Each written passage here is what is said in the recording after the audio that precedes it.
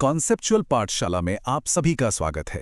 आज से हम इंडियन पॉलिटी का भाग और अनुच्छेद के हिसाब से एक फास्ट मोड में रिवीजन शुरू कर रहे हैं।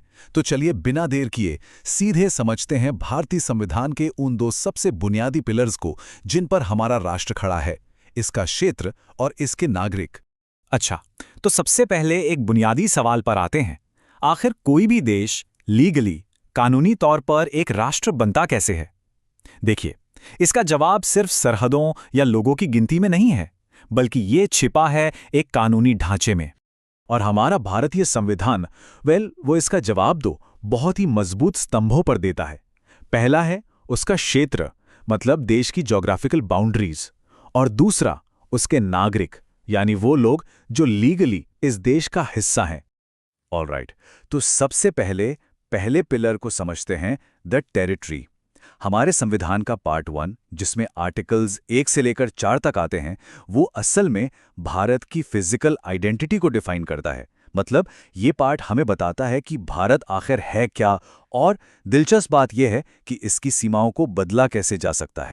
अब देखिए, आर्टिकल 1 में एक बहुत ही पावरफुल फ्रेज है। वो कहता है कि इंडिया यानी भारत यूनियन ऑफ स्टेट्स होगा, राज्यों का एक संघ।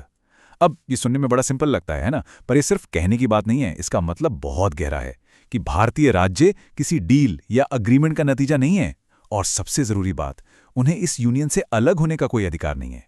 इसीलिए हम कहते हैं कि भारत एक इनडिस्ट्रक्टिबल यूनियन है। और मजे की बात यह है कि ये यूनियन स्टैटिक नहीं है, ये बदल सकता है। कैसे?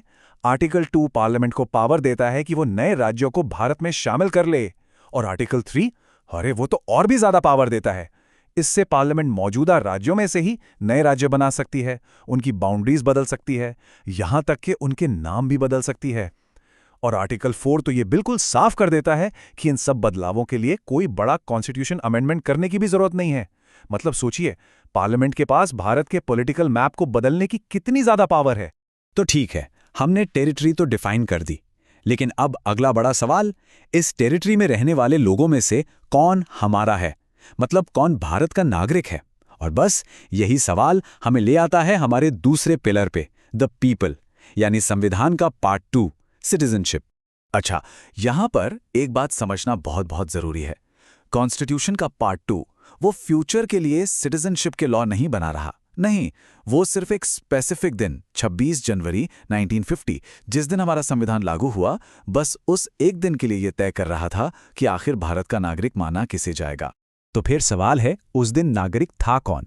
देखिए, आर्टिकल 5 के हिसाब से अगर किसी का डोमिसाइल, मतलब एक तरह से परमानेंट होम भारत में था, और साथ ही वो 3 में से कोई एक भी शर्त पूरी करता था, जैसे कि या तो वो भारत में पैदा हुआ हो, या उसके माता पिता में से कोई भारत में पैदा हुआ हो, या फिर वो संविधान लागू होने से ठीक पहले कम से कम 5 साल से भारत में रह रहा हो, तो बस उसे भारत का नागरिक मान लिया गया।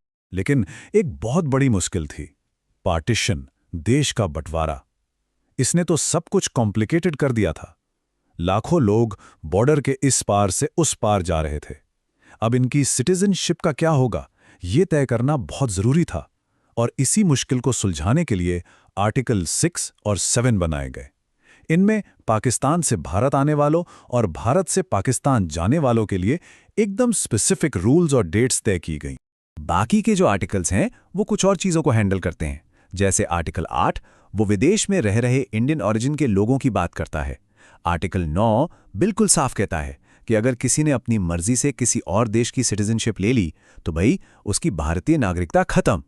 और आर्टिकल 10 वो बस ये इंश्योर करता है कि सिटीजनशिप के अधिकार बने रहेंगे। तो अब तक हमने क्या देखा?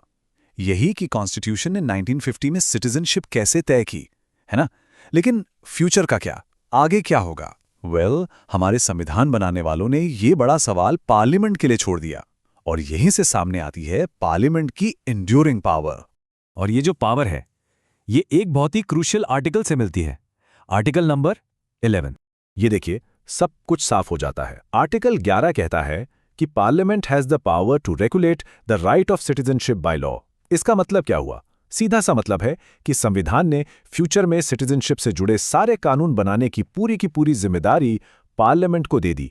आज जो हम 1955 का सिटीजनशिप एक्ट और उसमें हुए सारे अमेंडमेंट्स देखते हैं, वो सब इसी आर्टिकल 11 की पावर से बने हैं। तो आज की इस पूरी चर्चा से 3 बातें हैं जो हमें बिल्कुल याद रखनी है। पहली, इंडिया कॉन्स्टिट्यूशनली एक यूनियन ऑफ स्टेट्स है, जहां स्टेट्स को अलग होने का कोई राइट नहीं है। दूसरी, कॉन्स्टिट्यूशन ने सिर्फ 1950 के लिए एक इनिशियल डेफिनेशन दी कि सिटीजन कौन होगा। और तीसरी और सबसे जरूरी, सिटीजनशिप से जुड़े फ्यूचर के सभी लॉज बनाने की अल्टीमेट पावर किसके पास है? पार्लियामेंट के पास। और यही बात हमें एक बहुत ही रेलेवेंट सवाल पर लाकर खड़ा कर देती है कि जब पार्लियामेंट के पास ये शक्ति है तो समय के साथ सिटीजनशिप की परिभाषा कैसे बदल सकती है ना एक सोचने वाला सवाल। ये एक ऐसा सवाल है जो आज भी भारत में डिबेट का एक बड़ा मुद्दा बना हुआ है। और हाँ, याद रखिएगा, इस पूरी चर्चा की PDF आपको हमारे टेलीग्राम चैनल पर मिल जाएगी, जिसका लिंक नीचे डिस्क्रिप्शन बॉक्स में दिया गया है।